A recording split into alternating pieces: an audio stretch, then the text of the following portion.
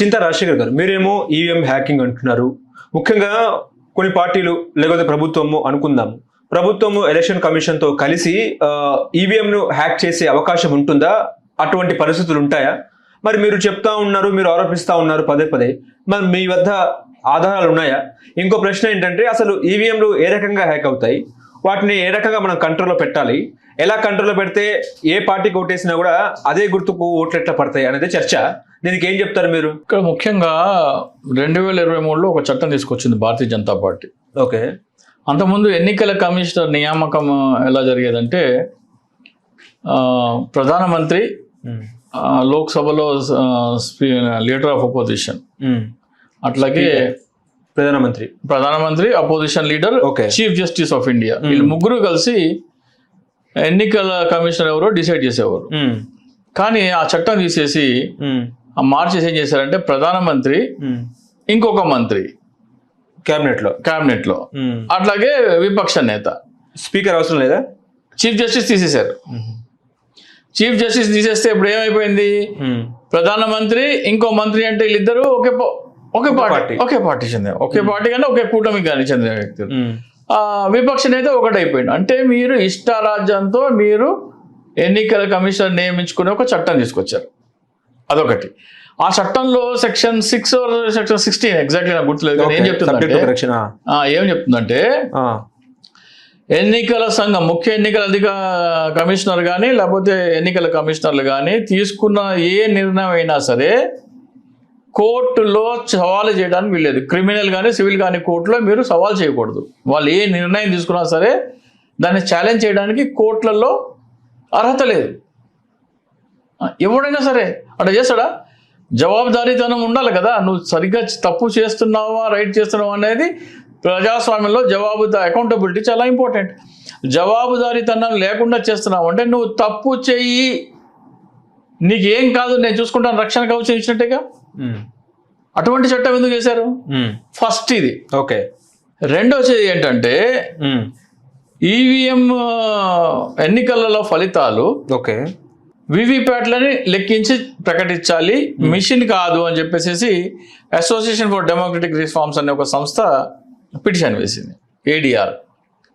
దాన్ని సుప్రీంకోర్టులో ఎన్నికల సంఘం వచ్చి సమాధానం ఇవ్వమంటే ఏం చెప్పిందంటే, ఎన్నికల సంఘం కౌంటింగ్కి వివిప్యాట్ల స్లిప్లు కౌంట్ చేసి ఫలితాలు ప్రకటించాలంటే మీకు 5 days పడుతుందని చెప్పింది. 5 days ఎందుకు పడుతుంది? మీరు కరెన్సీ నోట్ ఒక పని చేయండి, కరెన్సీ నోట్ లెక్క పెట్టండి 100. మీరు ఒకసారి లెక్క పెట్టండి, ఇట్లా ఊరికినే 1 2 3 4 లెక్క పెట్టండి. అట్లా కాదు, కరెన్సీ నోట్ లెక్క పెడుతున్నట్టు లెక్క పెట్టండి, పెన్ పక్కన పెట్టండి. ఓకే. 1 2 3 ఒక్క నిమిషం ఆగండి, నేను టైమర్ ఆన్ చేస్తాను, మీరు లెక్క పెట్టండి. ఎట్లా? అట్లా కాదు, ఇలా. ఓకే. అట్లానే 100 లెక్క పెట్టాలి మీరు. నేను స్టాప్ వాచ్ స్టార్ట్ చేస్తాను, కెమెరాలో చూపిస్తాను, 100 ఎంతసేపు లెక్క పెడతారో చూద్దాం. ఓకేనా? స్టార్ట్. 1 2 3 4 5 6 7 8 9 10 11 12 13 14 15 16 17 18 19 20 21 22 23 24 25 26 27 28 29 30 31 32 33 34 35 36 37 38 39 40 41 42 43 44 45 46 47 48 49 50 51 52 53 54 55 56 57 58 59 60 61 62 63 64 65 66 67 68 69 70 71 72 73 74 75 76 77 78 79 80 81 82 83 84 85 86 87 88 89 90 91 92 93 94 95 96 97 98 99 100. ఎంతసేపట్లో లెక్క పెట్టారు? 53 seconds. 53 seconds. 100 లెక్క పెట్టడానికి 53 seconds. కంటిన్యూస్గా లెక్క పెట్టాలంటే ఏళ్ళు నొప్పేస్తాయి కదా. మీరు ఫాస్ట్గా లెక్క పెట్టిండ్రు, స్లోగా లెక్క పెట్టాలంటే కొంతమందికి 53 seconds అవుతుంది, 1 minute అవుతుంది. చలో లోయెస్ట్ పర్సన్ 2 minutes అవుతుంది అనుకుందాం. డబుల్ ఎంతైతే 2 minutes అంటే గంటలు ఎన్ని లెక్క పెడతారు మీరు? 2 నిమిషాలకు ఒకటంటే గంటలో 30 సార్లు లెక్క పెడతారు. అంటే 3000 ఓట్లు ఒక మనిషి ఒక గంటలో లెక్క పెట్టగలడు. ఓకేనా? మీరు 53 సెకండ్స్ నేను లెక్క పెడితే నేను దానికి డబుల్ టైం ఇచ్చిన. సో గంటలో మీరు ఎన్ని లెక్క పెట్టగలరు? 3000 ఓట్లు. 3000 ఓట్లు. ఒక టేబుల్ మీద 20 మంది కూర్చుంటారు. ఎన్ని ఓట్లు లెక్క పెడతారు? 3000 × 20 ఎంత? 6 లక్షల దాకా. 60,000. 60,000. ఓకే. 20 × 3000 60,000. ఒక గంటలో ఒక టేబుల్ మీద 20 మంది కూర్చుంటే 60,000 ఓట్లు లెక్క పెడతారు. ఒక అసెంబ్లీ కాన్స్టిట్యుయెన్సీలో మ్యాక్సిమం పోల్ అయ్యే ఓట్లు ఎన్ని? 2 లక్షలు. 2 లక్షలు లెక్క పెట్టడానికి ఎంతసేపు పడుతుంది? 4 గంటలు. బాక్సులు ఓపెన్ చేసి అవన్నీ సెగ్రిగేట్ చేయడానికి ఇంకో 2 గంటలు. సెగ్రిగేషన్ సార్టింగ్ కూడా కావాలి కదా, పార్టీ వైస్ మార్చుకోవాలి కదా. సో ఎంతసేపు పడుతుంది? 5-6 గంటల్లో అయిపోతుంది. 5 రోజులు ఎందుకు చెప్తున్నావు అబద్ధం? ఎన్నికల సంఘం వచ్చి వీవీప్యాట్ లెక్క పెట్టడానికి 5 రోజులు పడుతుందని సుప్రీంకోర్టులో అబద్ధం ఎందుకు చెప్పింది? 5 గంటల్లో అయిపోయే పని 5 రోజులని అబద్ధం ఎందుకు చెప్పింది? అంటే వీవీప్యాట్ లెక్క పెట్టి ఫలితాలు ప్రకటించడము ఎన్నికల కమిషన్కి ఇష్టం లేదు. ఎందుకు ఇష్టం లేదు? వీవీప్యాట్ లెక్క పెట్టి ఎన్నికల ఫలితాలు ప్రకటించడానికి ఎన్నికల సంఘానికి ఎందుకు ఇష్టం లేదు?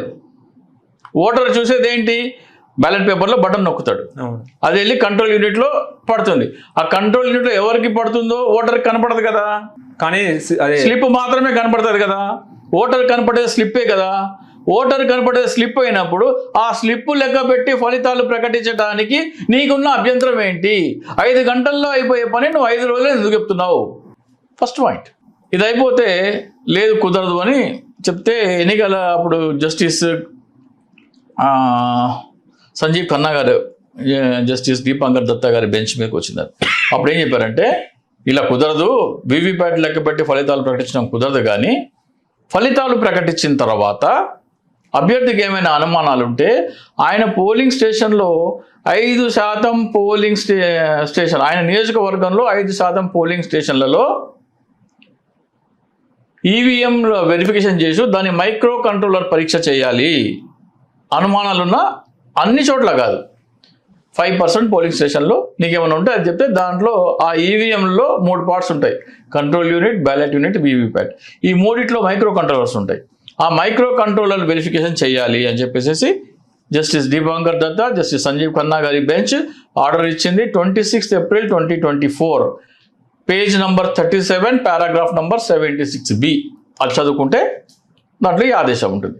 అంటే ఏ పరీక్ష చేయాలి, ఎలా చేయాలి అనేది. అభ్యర్థి అందరికీ ఛాన్స్లు ఇవ్వలేదు. 2nd, 3rd ఉన్న వాళ్ళు మాత్రమే. ఫస్ట్ ఉన్న ఆయన గెలిచిన ఆయన వెనకాల ఇమీడియట్గా ఉన్న వ్యక్తి, ఆ తర్వాత ఉన్న వ్యక్తి, వీళ్ళిద్దరు మాత్రమే ఈ 5% దానికి ఎలిజిబుల్ అప్లై చేయడానికి. అందరూ అప్లై చేస్తే, ప్రతి ఒక్కటి అప్లై చేస్తే టైం వేస్ట్ కదా. అది ఎన్నికల కమిషన్ చెప్పింది. దీనికి ఈ టెస్ట్ ఎలా చేస్తారో దానికి స్టాండర్డ్ ఆపరేషన్ ప్రొసీజర్ రూపొందించమని ఎన్నికల కమిషన్కి ఆదేశం ఇచ్చింది. ఎన్నికల కమిషన్ స్టాండర్డ్ ఆపరేషన్ ప్రొసీజర్ రూపొందించింది. అది ఎప్పుడు ఇచ్చింది? అది 1 జూన్ 2024 నాడు ఇచ్చింది. ఆ స్టాండర్డ్ ఆపరేషన్ ప్రొసీజర్లో సుప్రీంకోర్టు చెప్పిన మైక్రో కంట్రోలర్ పరీక్ష ఎత్తేసింది. అసలు ఆ పరీక్ష లేదు. నువ్వు ట్యాంపరింగ్ చేస్తున్నావా లేదా కనిపెట్టడానికి మైక్రో కంట్రోలర్ టెస్ట్ చేయమంటే దానికి అనుగుణంగా ఎలా చేయాలో, ఎలా టెస్ట్ చేస్తావో దానికి ఎస్ఓపి ఇవ్వమంటే ఆ ఎస్ఓపిలో మైక్రో కంట్రోలర్ పరీక్ష లేదు. ఒకటేమో వీవీప్యాట్ లెక్క పెట్టడానికి 5 రోజులు పడుతుందని అబద్ధం చెప్పావు. రెండోది మైక్రో కంట్రోలర్ పరీక్ష చేయమంటే నువ్వు ఎస్ఓపిలో మైక్రో కంట్రోలర్ పరీక్ష ఎందుకే కొట్టావు? అప్పుడు నేనేం చేశాను, ఆంధ్రప్రదేశ్ ఎన్నికలు అయిపోగానే సజ్జల రామకృష్ణారెడ్డి గారి దగ్గరికి వెళ్ళి, సార్ ఇట్లా ఉంది, ఎస్ఓపిలో మైక్రో కంట్రోలర్ పరీక్ష లేదు, వాళ్ళేమో చీఫ్ జస్టిస్ గారు జస్టిస్ ఏమో సంజీవ్ ఖన్నా గారు రాశారు పేజ్ నెంబర్ మైక్రో కంట్రోల్ పరీక్ష అని, దీన్ని మనం ఛాలెంజ్ చేద్దాము అని అన్నా. ఇప్పుడు సజ్జల రామకృష్ణారెడ్డి గారు ఏమన్నారంటే, జగన్మోహన్ రెడ్డి గారు కూడా అందరినీ ఈవీఎం వెరిఫికేషన్ కోసం అప్లై చేయమన్నారు, కానీ శ్రీరాములు గారు, అలాగే పొన్నవోలు గారు, మనోహర్ రెడ్డి గారు, కాసా జగన్మోహన్ రెడ్డి గారు, మేమందరం చదివినాము, అందులో మాకు ఎక్కడా తప్పులేం కనపడట్లేదు, అంత సవ్యంగానే ఉంది, కాబట్టి మేము విరమించుకున్నాము అన్నారు. ఓకే. లేదు సార్ దీంట్లో ఉందంటే, మాకంటే నీకు ఎక్కువ తెలుసా అన్నారు. ఇంకా సరే నేను గమ్మును. కానీ నా ఆంధ్రప్రదేశ్ రాష్ట్రంలో జగన్మోహన్ రెడ్డి గారు గెలిచారు, ఈవెన్ల ద్వారా ఓడించారు అని నేను బలంగా నమ్మాను కాబట్టి, అది ఆంధ్రప్రదేశ్ ప్రజల ముందర నేను చెప్పాలి కాబట్టి, అప్పుడు వైసీపీ తరఫున ఎవరు దీని మీద పోరాటానికి ముందుకు రావట్లేదు కాబట్టి, నెక్స్ట్ జరిగిన హర్యానా ఎన్నికల్లో హర్యానా వల్ల ఓడిపోయిన కాంగ్రెస్ అభ్యర్థులందరినీ నేను కలిశాను. ఇది లోపము, మైక్రో కంట్రోలర్ టెస్ట్ చేయమంటే చేయట్లేదు, 5 గంటల్లో అయిపోయిన పని 5 రోజులని చెప్తుంది, దీన్ని మనం ఛాలెంజ్ చేద్దామని ఇంకా 2-3 అంశాలు ఉన్నాయి, కూడా చెప్తా. వాళ్ళ చేత పిటిషన్ వేయించాను నేను సుప్రీంకోర్టులో. అట్లాగే ఈ లోపల మహారాష్ట్ర ఎన్నికలు అయినాయి. మహారాష్ట్రలో కూడా ఎన్నికలు ఒక అభ్యర్థి చేత, ఆయన చేత కూడా పిటిషన్ వేయించాను. పిటిషన్ వేయిస్తే సుప్రీంకోర్టులో ఎన్నికల కమిషన్ తప్పు ఒప్పుకుంది. నిజమే, మైక్రో కంట్రోలర్ ప్రొసీజర్ మేము ఎగ్గొట్టాము, ఇక పైన వచ్చే ఎస్ఓపిలో కొత్త ఎస్ఓపి ఇస్తాము, అందులో మైక్రో కంట్రోలర్ పరీక్ష పెడతామని చెప్పింది. సుప్రీంకోర్టు చెప్పింది. ఓకే.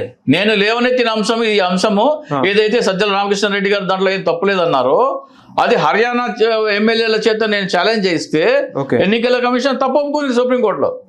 రాబోయే ఎస్ఓపిలో ఇస్తామని చెప్పి ఆ ఎస్ఓపిలో కూడా మైక్రో కంట్రోలర్ పరీక్ష మళ్ళీ తీసేసింది. దాని బదులు సెల్ఫ్ డయాగ్నాస్టిక్ టెస్ట్ అని పెట్టింది. సెల్ఫ్ డయాగ్నోస్టిక్ టెస్ట్ అంటే ఏంటంటే, ఈవీఎంలో 3 పార్ట్స్ ఉంటాయి, control unit, ballot unit, VVPAT. ఈ 3టికి కనెక్షన్ ఇస్తారు కదా, కనెక్షన్లన్నీ సవ్యంగా ఉన్నాయి అని చెప్పే టెస్ట్ పేరే self diagnostic test. Micro controller test కాదు అది. మైక్రో కంట్రోలర్ టెస్ట్ అంటే ఏంటే, ఓటర్ ఏ బటన్కి నొక్కితే కంట్రోల్ యూనిట్లో ఏ బటన్లోకి వెళ్ళాలి అనే ఆదేశాలు ఇచ్చారో అది మైక్రో కంట్రోలర్ తెలుస్తుంది అది.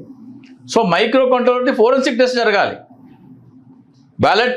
బ్యాలెట్ యూనిట్లో ఏ బటన్ నొక్కావో ఆ బటన్ నుంచి కంట్రోల్ యూనిట్కి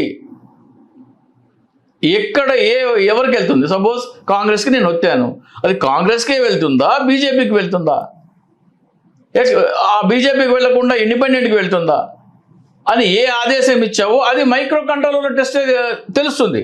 ఆ మైక్రో కంట్రోలర్ టెస్ట్ ఏమైనా చేయనంటున్నాక 2024 దాంట్లోనేమో అసలు మైక్రో కంట్రోలర్ టెస్ట్ ఎగ్గొట్టేసి అది ఎందుకు చేయట్లేదని సుప్రీంకోర్టులో నిలదీస్తే, ఈసారి దాంట్లో పెడతామని ఈ ఎస్ఓపీలో కూడా అది తీసేసి సెల్ఫ్ డయాగ్నోస్టిక్ టెస్ట్ పెట్టారు. ఎన్నికల సంఘం ఎవరి కోసం చేస్తుంది ఇది? ఎవరి కోసం చేస్తుంది? ఎవరికి లబ్ధి చేకూరదని చేస్తుంది ఇది? మళ్ళీ సజ్జల మీద అప్రోచ్ అవ్వలేదా? లేదు, దీంట్లో మాకంటే మీకు ఎక్కువ తెలుసు అన్న తర్వాత ఏం వెళ్తాం మనము. ఓకే. అయిపోయిన తర్వాత అప్పుడు ఏం చెప్పింది, సెల్ఫ్ డయాగ్నోస్టిక్ టెస్ట్ చేస్తామని ఒప్పుకుంది. అది అయిపోయిన తర్వాత సుప్రీంకోర్టులో అదే జస్టిస్ సంజీవ్ ఖన్నా గారి judgement page number 37 para number 76Bలో ఏం చెప్పారంటే, 2-3 స్థానాల్లో ఉన్న అభ్యర్థులు ఈవీఎం వెరిఫికేషన్ కోసం అప్లై చేయొచ్చు అని చెప్పారు. వాళ్ళకి ఏమైనా అనుమానాలు ఉంటే 5% పోలింగ్ స్టేషన్లో చేసుకోవచ్చు అని చెప్పారు. 2-3 స్థానాల్లో ఉన్న వాళ్ళకి ఇద్దరికి ఒకవేళ అనుమానాలు ఉన్నాయనుకోండి, వాళ్ళు ఎంత పర్సెంట్ అప్లై చేయాలి? ఈయన 5% చేస్తాడు, ఆయన 5% చేస్తాడు. కానీ ఎన్నికల కమిషన్ ఏం చెప్పింది తెలుసా? ఒకవేళ ఇద్దరు అప్లై చేస్తే 2.5% మాత్రమే అప్లై చేయాలి అంటుంది. అరే నువ్వే కూడా పోయి సుప్రీంకోర్టు ఏం చెప్పింది, 2-3 స్థానాల్లో ఉన్న అభ్యర్థులకి వారి నియోజకవర్గంలో 5% పోలింగ్ స్టేషన్లో ఈవీఎం వెరిఫికేషన్ కోసం అప్లై చేస్తామని చెప్పింది. ఇద్దరు అప్లై చేస్తే 10% అవుతుంది. ఎన్నికల కమిషన్కి ఈవెన్ మీద నమ్మకం ఉంటే, ఆ ఏమి తప్పు చేయకపోతే నువ్వు 100% చేసుకోపోయి నాకేంటి అనాలి కదా. ఇద్దరు అప్లై చేస్తే 10% వెరిఫికేషన్ నేను చేయను అని కేవలం 5%, 2.5% చేస్తానని ఎందుకంటున్నావు నువ్వు? ఈవీఎం వెరిఫికేషన్ అంటే ఎందుకు భయం నీకు? ఎందుకు భయము? ఇదొకటి అయిపోయిందా? అలాగే 7 రోజుల లోపల వాళ్ళు అప్లై చేయాలని అదే పేజ్ నెంబర్ 37 పారా నెంబర్ 76Bలో 7 days లోపల అప్లై చేయాలని ఉంది. 7 days లోపల అప్లై చేయాలంటే ఒకవేళ జనవరి 1న ఫలితాలు ప్రకటిస్తే 7 days ఎప్పటికి అవుతుంది? జనవరి 1న ఫలితాలు ప్రకటించినారు. 7 days ఎప్పుడు? ఫర్ ఎగ్జాంపుల్ నిన్న బీహార్ నిన్నెంత 14th, 7 days ఎప్పుడు అవుతుంది? 21గా అవుతుంది. కానీ వాళ్ళు ఏం చెప్తున్నారు, 20కి అయిపోతుంది అంటున్నారు. 14th కూడా లెక్క పెడుతున్నారు. అరే నువ్వు ఎట్లా ఐఏఎస్ పాస్ అయినావు, నువ్వు ఎలక్షన్ కమిషనర్ ఎట్లా అయినావు, నువ్వు చపరాసి కూడా పనికిరావు నువ్వు. 14th బీహార్ రిజల్ట్ వస్తే నువ్వు 14th కూడా అప్లై చేసుకోవచ్చు అంటే నువ్వు కౌంటింగ్ చేసి ఎవరు సెకండో ఎవరు థర్డో ఎప్పుడు చెప్తున్నావు వారం సాయంత్రం రోజు నిన్న సాయంత్రం 14th రోజు ఈవినింగ్ చెప్తున్నావు. 14th రోజు మార్నింగ్ ఎట్లా అప్లై చేస్తాడు వాడు కౌంటింగ్ సెంటర్లో ఉంటాడు అభ్యర్థి. ఎట్లా అప్లై చేస్తాడు? నువ్వు సాయంత్రం 4 గంటలకో 5 గంటలకో వెళ్తున్నావు. వాడు వెళ్ళి ఏ పోలింగ్ స్టేషన్లో అవకతవకలు జరిగినాయి ఇవన్నీ చదువుకోవాలి కదా. నువ్వు నీ టైం లైన్లో దాన్ని 6 days ఎందుకు చేసినావు? హర్యానాలో ఏమైంది తెలుసా? హర్యానాలో October 8th ఫలితాలు వచ్చినాయి. ఫలితాలు వస్తే నేను అక్కడ PCC ప్రెసిడెంట్ ఉదయ్ భానన్ ఉన్నారు. ఆయనకి చెప్పగా మీరందరూ ఓడిపోయిన వాళ్ళందరినీ అప్లై చేయమని ఒక నోటీస్ సర్కులర్ జారీ చేయమంటే ఆయన సర్కులర్ ఎప్పుడు జారీ చేసిండు? 14th October ఈవినింగ్ జారీ చేసినాడు. 15th రోజున దాదాపు 30-35 మంది వెళ్ళి అప్లై చేయడానికి వెళ్తే నిన్న సాయంత్రమే టైం అయిపోయింది అంటాడు. October 8th results, 14th PCC Haryana Uday Bhan గారు లెటర్ ఇచ్చారు. అందరూ ఓడిపోయిన వాళ్ళందరూ ఈవీఎం వెరిఫికేషన్కి అప్లై చేయాలని అందరూ వెళ్ళినారు. ఎక్కడికి? 15th రోజున 7th డే నిన్న ఈవినింగ్ అయిపోయింది అన్నారు. ఎంత కుట్ర ఉంది చూసినారా? ఈవీఎం వెరిఫికేషన్ అంటే ఎందుకు అంత భయము ఎన్నికల సంఘానికి? అదైపోయింది. మీరు ఎన్నికల్లో పోటీ చేయడానికి 10,000 డిపాజిట్ కట్టాలా. ఒక నియోజకవర్గం మొత్తం దాదాపు 200 నుంచి 300 మధ్యలో ఉత్తరప్రదేశ్ అయితే ఇంకా ఎక్కువనే ఉంటాయి పోలింగ్ స్టేషన్లు ఉంటాయి. ఒక్క పోలింగ్ స్టేషన్ వెరిఫికేషన్కి 47,200 రూపాయలు ఫీజు పెట్టారు. ఒక పోలింగ్ స్టేషన్ వెరిఫికేషన్కి 10,000 మొత్తం నియోజకవర్గం పోటీ. వెరిఫికేషన్కి ఒక నియోజకవర్గానికి 47,200. అది కూడా మేము ఛాలెంజ్ చేస్తే ఏమన్నారు జస్టిస్ సంజీవ్ ఖన్నా గారు, దిస్ ఇస్ టూ మచ్ అంటే, లేదు sir we will bring it down అన్నారు. జస్టిస్ సంజీవ్ ఖన్నా గారు రిటైర్ అయిపోయాక ఆగి ఆ తర్వాత మళ్ళీ కొత్త SOPలు ఏం చేస్తారు, దాన్ని సగం చేసినారు. 23,600 చేసినారు. ఏమని? మైక్రో కంట్రోలర్ వెరిఫికేషన్ అయితేనేమో 23,600, మాక్ పోలింగ్ అయితే మళ్ళీ 47,200. అంతకుముందు మాక్ పోలింగ్ ఆల్రెడీ ఉంది 47,200కి. ఇప్పుడు మాక్ పోలింగ్ చేస్తే మళ్ళీ 47,200. ఏం తగ్గిస్తున్నావు నువ్వు? అంత ఫీజు ఎందుకు పెడుతున్నావు నువ్వు? ఎవడు వెరిఫికేషన్ కోసం అప్లై చేద్దానా? అట్లాగే సరే నువ్వు మైక్రో కంట్రోలర్ టెస్ట్ చేయమంటే చేయనన్నావు కదా, ఎట్లా చేస్తావయ్యా ఈవీఎం వెరిఫికేషన్ అంటే నేను ఒక మాక్ పోలింగ్ చేస్తా అన్నాడు. ఏది? 2024 SOPలో. ఆ మాక్ పోలింగ్ ఎట్లా చేస్తారంటే ఎన్నికల్లో పోటీ చేసిన అభ్యర్థి పేరు ఉండదు, ఆయన పార్టీ పేరు ఉండదు, ఆయన పార్టీ ఎన్నికల గుర్తు ఉండదు. అది లేకుండా కుక్క, పిల్లి, నక్క, గాడిద, ఏనుగు, పంది ఈ గుర్తులతోని దమ్మి మాక్ పోలింగ్ చేస్తారంట. ఫర్ ఎగ్జాంపుల్ హస్తం గుర్తున్నది, హస్తం గుర్తు తీసుకెళ్ళి నువ్వు కమలానికి ఏమైనా ఆదేశం ఇచ్చినావు అనుకో మైక్రో కంట్రోలర్కి, ఆ గుర్తులే ఉండవు మాక్ పోలింగ్లో. హస్తం ఉండదు, కమలం ఉండదు. వీవీప్యాట్లో చూపించదా? ఇప్పుడు నువ్వు కామెంట్ ఏమని ఇస్తావు? కమలానికి పడ్డ హస్తానికి పడ్డ గుర్తు తీసుకెళ్ళి కమలానికి ఏమని చెప్తావు. మాక్ పోలింగ్లో హస్తం ఉండదు, కమలం ఉండదు. కాబట్టి నార్మల్గా పనిచేస్తుంది. కమలము హస్తం ఉన్నప్పుడే మాత్రమే తీసుకెళ్ళి కమలానికి వేస్తుంది. ఓకే, అర్థమైందా? మాక్ పోలింగ్లో ఎన్నికల్లో అభ్యర్థుల పేర్లు కానీ, వాళ్ళ పార్టీ పేరు కానీ, వాళ్ళ ఎన్నికల గుర్తు కానీ లేకుండా మాక్ పోలింగ్ చేస్తారంట. ఇంత కుట్ర గళ్ళకు గట్టినట్టు కనబడుతుంటే ఎన్నికల సంఘం పాత్ర లేదంటారు ఏంటి? అప్పుడు దాన్ని కూడా ఛాలెంజ్ చేస్తే హర్యానా, మహారాష్ట్ర ఓడిపోయిన అభ్యర్థులు లేదు ఇకపైన జరగబోయే ఎన్నికల్లో సరి చేసుకుంటాం, ఎన్నికల అభ్యర్థి పేరు, పార్టీ పేరు ఇవన్నీ సరి చేస్తామని చెప్తుంది. బీహార్ అంటే ఇప్పుడు బీహార్లో అది వస్తుంది. అంటే లోక్సభ ఎన్నికలు, ఆంధ్రప్రదేశ్, ఒడిశా అసెంబ్లీ ఎన్నికలు, హర్యానా, మహారాష్ట్ర ఎన్నికల్లో దొంగ ఓట్ల చోరీ చేస్తే పట్టుకునేందుకు అవకాశం లేదు కదా నీ SOP ప్రకారం. ఆ ఎన్నికలు రద్దు చేయాలి కదా. మరి ఈ అంశం మీద ఎన్నికలు రద్దు కోరొచ్చు. ఆంధ్రప్రదేశ్, ఒరిస్సా, మహారాష్ట్ర, హర్యానా, లోక్సభ ఈ అన్నిటిలో కూడా పాత SOP ప్రకారము ఎన్నికల్లో జరిగే అవకతవకలను పట్టుకునేందుకు ప్రొవిజన్ లేదు. కాబట్టి ఎన్నికలు రద్దు చేయమని ప్రజలు రోడ్డు మీదకి వస్తే ఎన్నికలు రద్దు అవుతాయి. ఇంత కుట్ర చేస్తుంది. ఎన్నికల సంఘం పాత్ర లేకపోవడం ఏంది? ఆధారాలు కావాలంటుంది. ఆధారాలు ఏంటి? ఈవీఎం ట్యాంపరింగ్ జరిగింది అంటున్నాం. ఈవీఎం ట్యాంపరింగ్లో జరిగిందా లేదా అనేది ఎన్నికల్లో పాల్గొన్న ఈవీఎం తీసుకొచ్చి దాన్ని టెస్ట్ చేస్తేనే ట్యాంపరింగ్ జరిగిందా లేదా అనేది తెలుస్తుంది. ఎన్నికల్లో లేనప్పుడు ఎన్నికలు లేనిలో పాల్గొనని ఈవీఎం తీసుకొచ్చి దాన్ని టెస్ట్ చేస్తే ఏం తెలుస్తుంది? ఎన్నికల్లో ఏం జరిగిందో ఎన్నికల్లో ఉపయోగించిన ఈవీఎం తీసుకొచ్చి టెస్ట్ చేస్తేనే ట్యాంపరింగ్ జరిగిందా లేదా తెలుస్తుంది. అంటే ఆ మైక్రో కంట్రోలర్ టెస్ట్ చేయాలి. ఆ మైక్రో కంట్రోలర్ టెస్ట్ అంటే నువ్వు చేయట్లేదు కదా. ఫస్ట్ ఏమో మైక్రో కంట్రోలర్ టెస్ట్ ఎగరగొట్టేసినావు. దాన్ని సుప్రీంకోర్టులో నిలిచి చొక్కా పుచ్చుకొని అడిగితే లేదు ఈసారి చేస్తా అని చెప్పి ఈసారి ఏమంటున్నావు? సెల్ఫ్ డయాగ్నోస్టిక్ టెస్ట్ పెట్టినావు.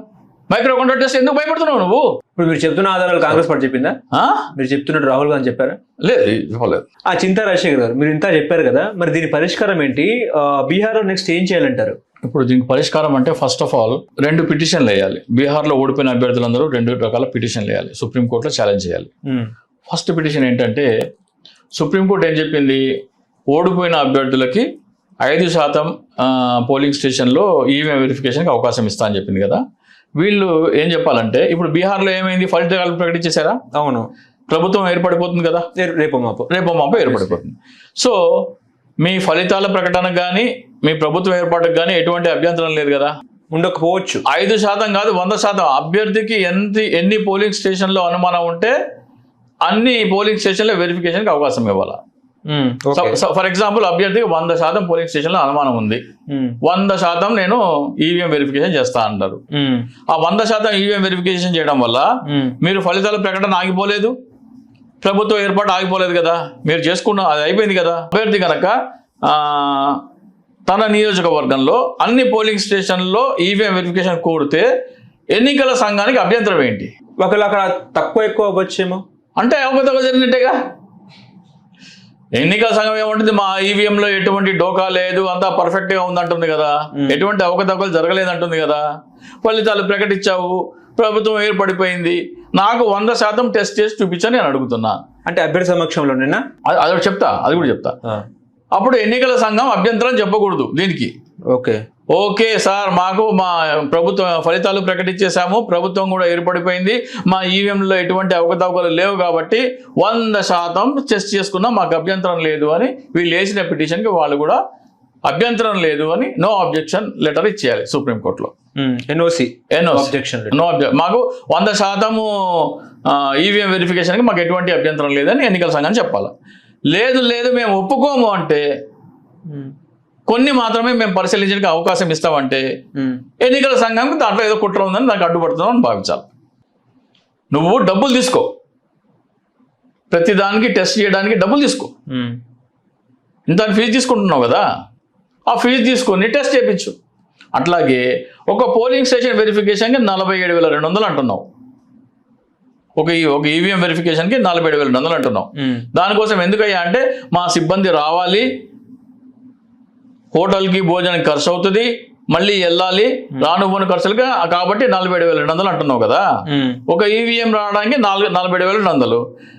ఆయన 10 చేసిన అనుకోండి, 10 సార్లు వెళ్ళి రావు కదా, ఒకేసారి వెళ్తావు, ఒకేసారి వస్తావు, ఒకే రోజు హోటల్లో భోజనం చేస్తావు. సో 1 చేసినా 10 చేసినా 100 చేసినా నీ రానుపోను ఖర్చులు అంతే కదా. 47,200 ఎందుకు పెడుతున్నావు ఒక్కోదానికి? అలా కాకుండా రానుపోను ఖర్చులకి బోర్డింగ్, లాడ్జింగ్, ఫుడ్, అకామిడేషన్ వీటన్నిటికీ 2 లక్షలు తీసుకో. ఫిక్స్. 1 చేసుకుంటాడా, 100 చేసుకుంటాడా, ఫుల్ 100% చేసుకుంటాడా ఆయన ఇష్టం. ఒక్కొక్క ఈవీఎంకి 1,000 రూపాయలు ఎక్స్ట్రా తీసుకో. ఒక ఈవీఎం టెస్టింగ్కి 1,000 రూపాయలు, 2 చేసుకుంటే 2,000, 2 లక్షలు ప్లస్ ఇవి రానుపోను ఖర్చులు, హోటల్ అకామిడేషన్ ఇవన్నీ 2 లక్షలు తీసుకో. ఆ తర్వాత అదనంగా ఒక్క ఈవీఎం వెరిఫికేషన్కి 1,000 రూపాయలు తీసుకో. ఆయన ఎన్ని కావాలంటే అన్ని చేసుకుంటాడు. ఇది ఒక ఫస్ట్ పిటిషన్ వేయాల. దీనికి ఎన్నికల సంఘం అడ్డు చెప్పితే ఈవీఎం ట్యాంపరింగ్లో దోపిడీదారులో వీళ్ళిద్దరు ప్రభుత్వంతో కుమ్మక్కైందని మనం అర్థం చేసుకోవాలి. లేదు మాకు ఎటువంటి అభ్యంతరం లేదనిస్తే ఎన్నికల కమిషన్కి సంబంధం లేదు. ఇది ఫస్ట్ పిటిషన్. సెకండ్ పిటిషన్కి వస్తే మైక్రో కంట్రోలర్ వెరిఫికేషన్ అని జస్టిస్ సంజీవ్ ఖన్నా గారు రాస్తే మొదటిసారి ఎస్ఓపిలో మైక్రో కంట్రోలర్ మొత్తం ఎగ్గొట్టేశావు. ఇప్పుడు నువ్వు రెండో దాంట్లో ఏం చేసావు, సెల్ఫ్ డయాగ్నోస్టిక్ టెస్ట్ పెట్టావు. సెల్ఫ్ డయాగ్నోస్టిక్ టెస్ట్ కాదు, మైక్రో కంట్రోలర్ తీసి దానికి ఎటువంటి ఆదేశాలు ఇచ్చారో అవి వెలికి తీయాలి. ఏ బటన్ నొక్కితే ఆ దానికే వెళ్ళే ప్రొవిజన్ పెట్టావా, లేకపోతే ఒక బటన్ నొక్కితే ఇంకోళ్ళకి ఓటు వెళ్ళేలాగా పెట్టావా అనేది 3 మైక్రో కంట్రోలర్లు తీసి దాని మీద ఫోరెన్సిక్ టెస్ట్ జరగాలి. Forensic investigation of micro controllers. Okay, ఇది సెకండ్. మూడోది ఈవీఎం ఉంది కదా, ఈవీఎంలో స్టాండ్ అలోన్ అంటున్నారు, బయట నుంచి ఎటువంటి కమ్యూనికేషన్ ఉండదు అంటున్నావు కదా, ఆ డివైస్ లో నువ్వేమన్నా చిప్ పెట్టావేమో. ఈవీఎంలో తయారీదారే చేసేటప్పుడు బయట నుంచి దాన్ని కంట్రోల్ చేసే ప్రొవిజన్కి ఆ చిప్ ఏమైనా యాడ్ చేసామేమో, అభ్యర్థికి ఏం తెలుసు, తెలియదు కదా. కాబట్టి ఆ చిప్ దాన్ని కూడా అంటే ఈవీఎం వెరిఫికేషన్ బయట నుంచి ఇంటర్ఫీరెన్స్ ఎటువంటి దానికి అవకాశం లేదు అనే టెస్ట్ కూడా జరగాలి. ఎందుకు జరగాలంటే ఈవీఎం తయారీదారు కంపెనీలు ఎవరు ఏమిటి, electronic corporation of India limited, Bharat electronics limited. దీంట్లో డైరెక్టర్లు ఎవరున్నారు, బీజేపీ ఆర్ఎస్ఎస్ వాళ్ళు ఉన్నారు దీంట్లో డైరెక్టర్. దీంట్లో డైరెక్టర్లు పెద్ద పెద్ద పదవుల్లో బీజేపీ ఆర్ఎస్ఎస్ వాళ్ళు ఉన్నారు ఈ ఈవీఎంలు తయారు చేసే కంపెనీల్లో. ఓకే, వాళ్ళు ఏమైనా పెట్టారేమో దాంట్లో, ఓట్లు వేసి అందరు వెళ్ళిపోయిన తర్వాత సీల్ అయిన తర్వాత బయట నుంచి రిమోట్గా ఏమన్నా సరే యాక్సెసిబిలిటీ ఇచ్చినారేమో, ఎవరికి తెలుసు. ఆ ఫోరెన్సిక్ టెస్ట్ కూడా జరగాలి. ఏది, దాని నుంచి ఎక్స్టర్నల్ ఇంటర్ఫీరెన్స్ డివైస్ ఏమీ లేదు అని. దానికి కూడా ఎన్నికల సంఘం అభ్యంతరం చెప్పకూడదు. అభ్యంతరం చెప్తే ఏంటి, నువ్వు కుమ్మకైనావు. ఓకేనా? అది అయిపోయిన తర్వాత వీవీప్యాట్లు కౌంట్ చేయమని ఇప్పుడు అభ్యర్థులు ఏమడుగుతున్నారంటే, మాకు ఎన్నికల్లో వచ్చిన వీవీప్యాట్లు లెక్క పెట్టమంటున్నారు. ఎన్నికల్లో ఏవైతే వీవీప్యాట్లు వచ్చాయో అవి లెక్క పెట్టి చూపించమంటున్నారు. అవి టాలీ చేసి చూపించు. ఎన్నికల్లో ఏ స్లిప్ అయితే ఓటర్ చూశాడో అవి లెక్కబెట్టి నువ్వు ప్రకటించిన ఫలితాలు ఏమన్నా దానికి దీనికి మ్యాచ్ చేసి చూపించు. ఎన్నికల్లో దానికి ఒప్పుకోవట్లేదు. ఎందుకు ఒప్పుకోవు? రెండు, నీ ఈవీఎంలో ఎటువంటి తప్పు లేదు కదా, అంత పర్ఫెక్ట్ కదా, స్లిప్ ఏది పడిందో ఓటు కూడా వాళ్ళకే పడింది కదా, మ్యాచ్ అవుతాయి కదా రెండు. వద్దని ఎందుకు అంటున్నావు నువ్వు? వద్దని అంటున్నావు అంటే ఏదో చేశారు మీరు. సో నువ్వు వద్దని అనకుండా చేసుకోండి ఆ టెస్ట్ అంటే ఎన్నికల సంఘానికి సంబంధం లేదు. కానీ అభ్యంతరం చెప్తుంది ఎన్నికల సంఘం, అది ముట్టుకోకూడదు అంటుంది. మాక్ పోలింగ్లో కూడా నువ్వు మాక్ పోలింగ్ ఎందుకు పెట్టావు? అసలు మాక్ పోలింగ్ ఎందుకు పెట్టావు? నీకు దగ్గర ఆల్రెడీ ఈవీఎంలో ఏమైనా సరే వెరిఫికేషన్ వస్తే బాబు నువ్వు 5% పోలింగ్ స్టేషన్లు ఉన్నాయి కదా, ఆ స్లిప్పులు లెక్క పెట్టుకో అని చెప్పొచ్చు. కానీ అది ఆ స్లిప్పులు లెక్క పెట్టేది పెట్టకుండా 5% మాత్రమే మీరు మాక్ పోలింగ్ చేసుకోవచ్చు అని ఎందుకు పెట్టావు? మాక్ పోలింగ్ ఎందుకు పెట్టావు? మాక్ పోలింగ్లో మళ్ళీ అభ్యర్థి పేరు లేకుండా, పార్టీ పేరు లేకుండా, పార్టీ గుర్తు లేకుండా ఇన్ని డ్రామాలు ఎందుకు ఆడినావు? ఎన్నికల సంఘం ఇన్ని డ్రామాలు ఎందుకు ఆడింది? సో వీటన్నిటికీ మళ్ళీ ఇంకో పిటిషన్ వేయాలి. పిటిషన్ వేసి ఈవీఎంలో మొత్తం ఫోరెన్సిక్ వెరిఫికేషన్ జరగాలి. 5% పోలింగ్ స్టేషన్లు కాదు 100% చేసుకుంటే చేసుకోమని చెప్పాలి. అలాగే బయట నుంచి ఎక్స్టర్నల్ ఇంటర్ఫియరెన్స్ ఏమన్నా ఉందా లేదా కూడా చేసుకునే అధికారం వాళ్ళకి ఇవ్వాలి. ఈవీఎం మొత్తం ఫోరెన్సిక్ టెస్ట్ జరగాలి. అట్లాగే మేము ఇంకోటి కూడా అడిగాము హర్యానా మహారాష్ట్ర ఎన్నికల్లో. ఈవీఎం వెరిఫికేషన్ అప్పుడేమో అక్కడి నుంచేమో ఒక ఇంజనీర్ వస్తారు, ఏది బీఈఎల్ నుంచి ఈసీఎల్ నుంచి. ఈ అభ్యర్థి ఏమో వెళ్తాడు, అభ్యర్థికి టెక్నికల్ నాలెడ్జ్ ఉండదు కదా. సో అభ్యర్థితో పాటు టెక్నికల్ నాలెడ్జ్ ఉన్న ఇంజనీర్ని కూడా వెంట తీసుకెళ్ళొచ్చు అని అడిగాం. అడిగితే కోర్టులో ఒప్పుకుంది ఎన్నికల సంఘం, కానీ ఎస్ఓపీలో అది రాయలేదు. కోర్టులో ఓకే మేము వీళ్ళు ఎలా ఉంది అన్నప్పుడు మరి రాయాలి కదా ఎస్ఓపీలో. అభ్యర్థి కూడా తన తరఫు నుంచి ఒక టెక్నికల్ ఎక్స్పర్ట్ని తీసుకొచ్చి ఆయన పర్యవేక్షణలో టెస్ట్ చేస్తామని ఒప్పుకోవాలి కదా. మరి అది ఎందుకు రాయట్లేదు ఎన్నికల సంఘం? సో నువ్వు ఇన్ని దొంగ నాటకాలు ఆడుతున్నావు కాబట్టి నీ మీద అనుమానం. ఓకే, అది ఇవన్నీ వీళ్ళకు కోర్టులో పిటిషన్ వేసి దీనికి అనుగుణంగా టెస్టులు చేయమని కోరాలి. వీటికి అనుగుణంగా టెస్టులు జరిగి అప్పుడు మొత్తము సేమ్ టాలీ అయితే రిజల్ట్ కరెక్ట్. ఎక్కడన్నా అవకతవకలు జరిగితే బీహార్ ఎన్నికలు రద్దు కావాలి, లోక్సభ ఎన్నికలు రద్దు కావాలి, ఆంధ్రప్రదేశ్, ఒరిస్సా, హర్యానా, మహారాష్ట్ర ఎన్నికలు రద్దు కావాలి. హలో, తెలుగు రాజ్యం ఛానల్ చూస్తున్నారా? సామాజిక రాజకీయ జీవన చిత్రణే తెలుగు రాజ్యం. అతిశయోక్తులు అసత్యాలు ఉండవు. రాజకీయ కోణం కాదు, ప్రజా కోణమే కొలబద్ద. తెలుగు రాజ్యం వీక్షణ మీ ఉత్తమ అభిరుచికి నిదర్శనం.